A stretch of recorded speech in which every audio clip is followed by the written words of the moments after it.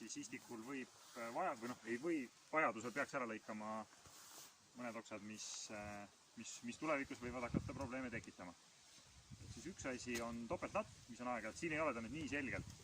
Vahest on ikkagi konkreetselt 2 latta, siis ühe ladva peaks ära võtma. Sellel puhul mina isiklikult seda oksa natukene kärbiks. Selle lõikus tagasi.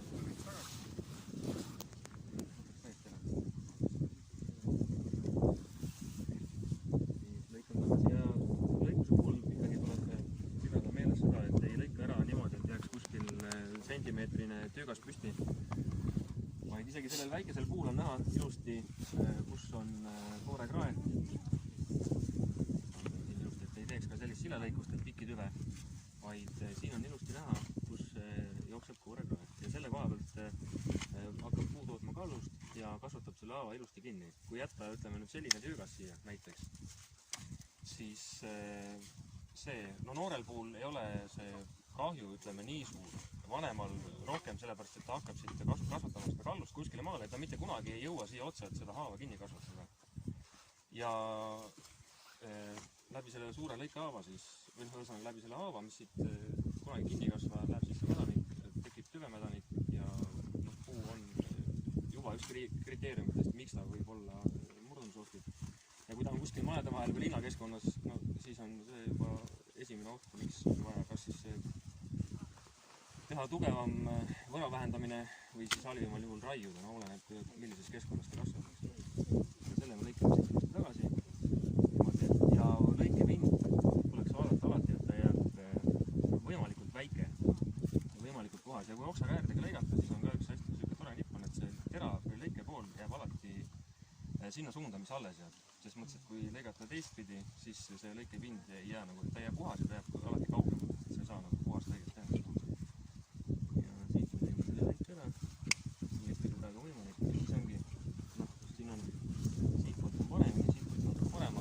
Rävustama rohkem, et siit on, kuna tegemist on nii noore puuga, siis see kasvab ilusti kinni. Ringi jääb arm ainult.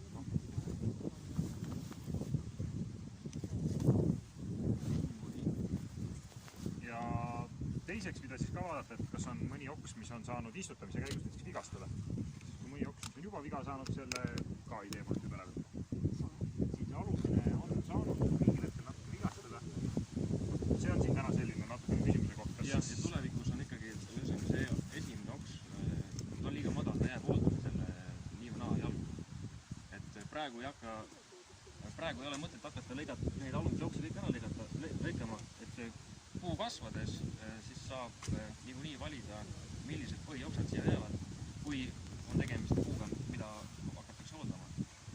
Kui ta jääb vabalt kasvama, siis ilmselt liinakeskkonnast tuleks ära võtta need alumised oksad või vähemalt tõsta võra nii palju, et oleks võimalikult ohutu seda hooldada, et ei tekitaks lisakaitsusi. Kui on piiratud tingimustes, kus on rajatised või siis vaba ja veetmise kohad, kus rahvast liigub palju, sel juhul tuleks ikkagi võra tõsta, kas siis võra piirata või jättagi teatud suurusesse latva tagasi lõigata, valida põhioksad, mis siis ideaalis võiks joosta niimoodi alt üles spiraalis, et ei oleks suuri auke ja korrapärane kuju, nii korrapärane kui loodus olla saab. Mingid ruute või riste ei ole mõtet hakata või kolmnurkasi taga ajama, kui ei ole tegemist mingisuguse hekitaimiga või pööldava hekiga. Aga praegu me lõikame selle alumise oksa ära ja samamoodi jälgime, et ei teeks mingi silalõiget ja jääks ilusti kuure ka terves kasvatama. Kõigete puudest tuleb seda jälgida, et ei tekkis korra rebendit, et siis ohjad tekkis valmises kahes osas. Siis kõigepealt see raskus maha ja siis kuskilt selle ahutsa ka ära. Aga mis see silelõige on, kui niimoodi võhiku küsimus? Silelõige oleks nüüd, kui tõmbaks selle täiesti siit pikki tüve. Nagu pikki tüve. Täiesti, aga see tähendaks seda, et see oksa lõika tuleks sisuliselt siiamaani välja. Ja, et ühesõnaga risti oksa on vaja lõigata. Just, ehk siis risti oksa selle eesmärgiga, et see pind jääks võimalikult väike. Sellel puul on kaitsebarjäär selle oksavara juures, et siis kui seda kahjustada, siis ta ei hakka kogu ennast kasutama.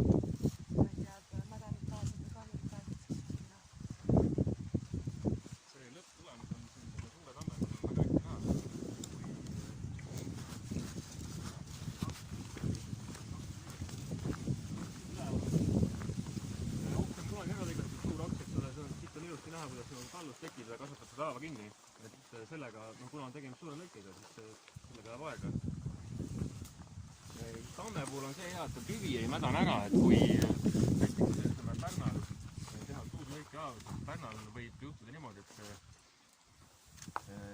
puit mädaneb ennem ära ja sinna tekib auk, aga tallusel on vaja kuskile peale kinnitada ja siis ta hakkab nagu sisse kasvama ja see auk jääb, et ei kasva kunagi kinni. Et on, tehakse, on ka pandud võrke, et mille peale saaks ta nagu toetuda, et ta kasvab lõpuks kinni. Siin alumine on suurt kinni kasvab, lõpptulemus ongi see, mis peaks näema. Kui on korrektne lõige, diameeter on nagu piisav, et tuleb selle kinni kasvatada, lõpptulemus on selline kinni saama, mis siis nagu rohkem välisest tingimust ei kahjusta. Ja puude liikide suhtes on siis kõik erinevad, kes kuidas oma neid lõigatud oksi kinni kasvatavad, et tamm on hea kinnikasvataja, kask näiteks nii väga mitte. Mis puud meil veel oksi kinni ei kasvata? Okaspuud väga ei kasvata kinni. Täpselt. Kasvatab ennast väga kiiresti kinni. Ja, aga remmelgas näiteks jälle...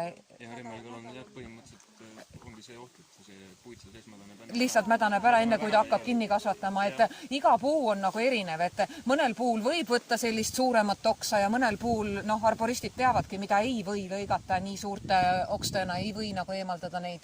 Ja sama on ka. Kuidas? Pärnal. Pärn kasvatab, aga ega väga suurt oksa ei või võtta, ta ennem hakkab seest mädanema. Pärn on pehme puu. Jah, selles mõttes, et nende suurte lõigete puhul on ta viljapuudel eriti näiteks, kui selle lõike haava kõrvale jääb vesivõsu kasvama. Et siis selle vesivõsu, kui seal on mingi punt, eks ole, siis ühe võib alati alles jätta, sest see vesivõsu samamoodi toodab seda kallust ja ta kiirendab selle suure haava kinni kasvamist. Et näiteks kui on väga hästi näha olnud, kui ühte nurka jäänud vesivõsu kasvama ja on suur lõikehaav, siis on kuskil selle vesivõsu poole pealt on pooleni kinni kasvanud ja teine pool, kus mitte midagi pole, on nagu vaba täiesti. Et kui on kas või ringirattas, siis võib jätta, ütleme 1, 2, 3, ei pea neid pikki jätma, lõikad selle vesivõsu tagasi, samamoodi toodab seda kallust edasi ja tänu sellele saab ka suur haav kiiremini kinni. Ja puu näitab vesivõsusid väljas on nagu sellised hästi tiredad ainult siis, kui tal on midagi häda, et siis see on kaitsemehhanismi üks osa. Kui sa teed puule lõike, siis sinna tuleb järgmine aasta ilmuvad vesivõsud, siis see tähendab, et puu on aktiveerinud seda kaitsemehhanismi ja ta on asunud seda auku parandama. Siis kui me kogu aeg neid sõunapuudel leemest maha lõikame, siis puu ei saa enda toitlaniid koguda, ei saa neid ravida, siis sinna läheb kaitsemehhanismi midagi.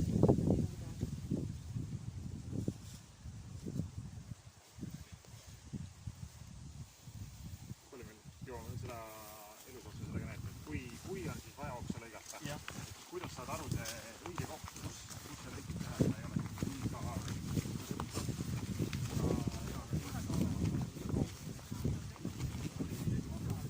Ja on niimoodi ikkagi välja kerkinud, et osa juuri on saanud, et ei teha kus tegelikult on suhteliselt selgelt eristatav, kus on see oksa osa ja kus algab siis kaksend, ehk siis oksakrael. See oks oleks juba ära lõigata, selle oksa kõige õigem lõikamise koht on selle joone peal. See kaksend algab. Selle koha pealt rallus lükatud, selle koha pealt tasastada kõige kiiremini selle peale. Kui jätta siia, tegelikult saab, selle tulemus on see, et see peab olla siiamaani kuivab ära, siis ta hakkab kasvatama seda oksa, aga see võtab jubedat aega.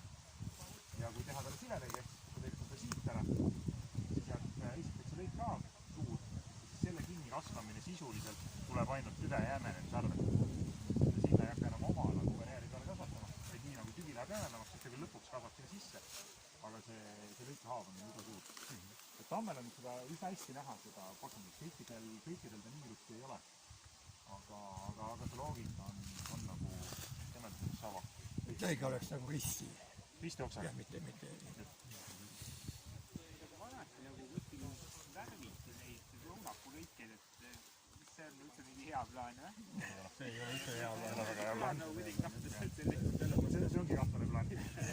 Et kui sa nüüd selle suure lõike koha katad mingisuguse ainega, õhus nii või naa kogu aeg lendavad seeneosad. Ja kui see lõiketund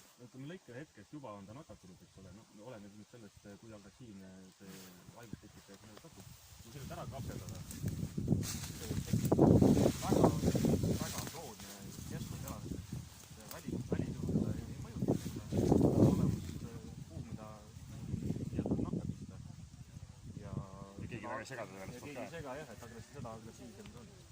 Et puul, nimetatakse koditiks, et puul on iseendal olemas kaitsemehhanism, mis kapseldab. Noh, ideaalis peaks nagu kapseldama selle haigustekitaja ära, isegi kui mäda puit. Minu küsimus on, sul see nael taskus. mul on küsimus vaha kohta, pookevaha kohta. Miks kasutatakse pookevaha ja kes kasutavad ja kas see on hea ja millal kasutada? Mina isiklikult ei ole kasutanud pookevaha, et ma ei oska nagu anda soovitusi, kas ja miks oleks seda mõistlik. Sa tead ju? Pookevaha kohta ma tõesti praegu ei oska adekvaatselt. Mari äkki ei oska. Pookevaha kasutamine. Vaha või selles mõttes puuvaha, et Meie kõikide suur õpetaja Aino ütleb, et ei ole vaja mitte midagi panna. Mina olen selle kooli õpilane juba, et mind on õpetatud, et seda ei ole ideaalselt vaja. Selleks ongi olemas puu. Aidnikud panevad, kes on Räpina kooli kasvandikud aiandus, seal kasutatakse, aga arboristid ei pane. Või püüdistades kõik. et jah, selles mõttes ma tahtsin ka kuulda teie kogemust, et kuidas on, et müügimees ikka ütleb teile, loomulikult ostke, seda läheb vaja.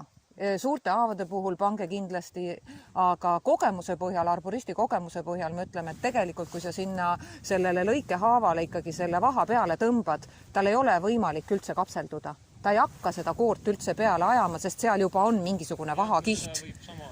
Nagu värviga. Jah, täpselt jah. Täpselt nagu värv. Lõikad endale näiteks sõrme ja sa kogu aeg paned sinna mingisugust möga vahele. Ei ka. Keegi oli löönud kõrge männi otsa naela ja puu oli kasvatanud siis ütleme nii, et võib-olla mingi 10 aastaga selle naela ümber sellise asja, et siis see ongi, et ta võttis selle omaks, et sellega edasi elada. Et sellest lahti ta ei saanud ja ta nägi siis lõpuks selline välja, et nael on siit otsast on ka näha. Männipuu.